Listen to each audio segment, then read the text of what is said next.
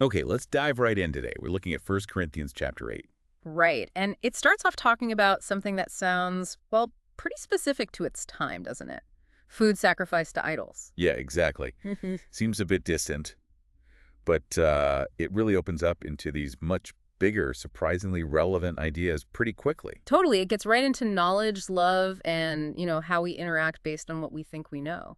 And it sets up this tension almost immediately, this idea that knowledge puffs up, but love builds up. hmm That's the core conflict right there. Just knowing stuff isn't the end goal. It can even, well, make us arrogant, apparently. And the idea of knowledge itself is interesting here. It sort of hints that maybe real understanding is knowing how little we actually know. Yeah, instead of focusing on us knowing, it contrasts that with the person who loves God and suggests that person is known by God. It flips the perspective. So how does this play out with the whole idol food situation? Well, the argument is that, look, an idol is nothing at all in the world. There's no God but one. So for the person who really gets that deep down, understands there's one God the Father and one Lord, Jesus Christ, eating that food, it's not spiritually significant. The idol's got no power. Right. Seems simple enough. If you know the truth, you're good to go.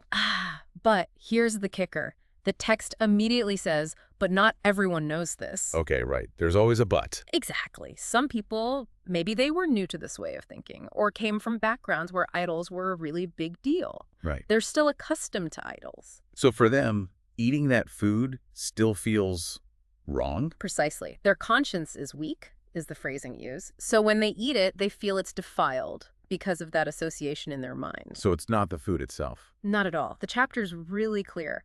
Food does not bring us near to God. We are no worse if we do not eat and no better if we do. Food's neutral. The issue is the other person, the impact. Yes, which leads to this really crucial idea of the stumbling block. The warning is basically, hey, you with the knowledge, you who know this food is fine, be careful that the exercise of your freedom does not become a stumbling block to the weak. So my freedom, my understanding, could actually cause someone else to trip up spiritually. That's the danger. Imagine someone with that weak conscience sees you, someone they respect, someone who has this knowledge, eating in, say, an idol's temple, or just eating that specific food. Okay, I see where this is going.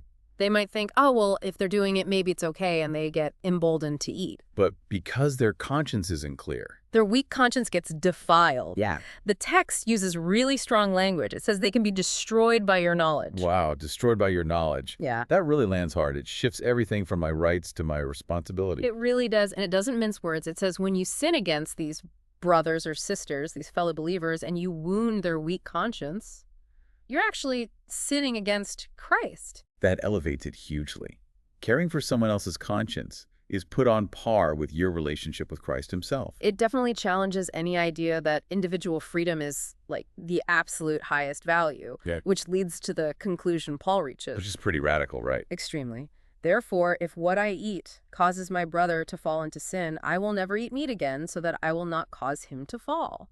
Basically, I'll give up my right, my freedom, something I know is perfectly fine for me if it protects someone else from spiritual harm. That's the principle. It's about prioritizing the other person's spiritual well-being over exercising your own liberty.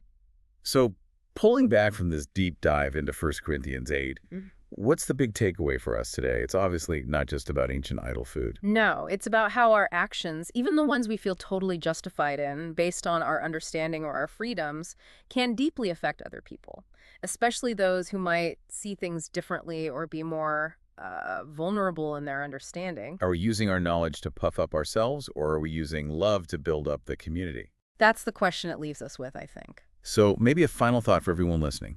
How do we take this ancient principle, this idea of considering the weak conscience or the potential stumbling block, and apply it now? Yeah, in our world with so many different viewpoints and freedoms, where might exercising our right understanding or liberty inadvertently cause harm? What does it actually look like, practically speaking, to let love guide how we use our knowledge and freedom, especially within our own communities? Something to think about.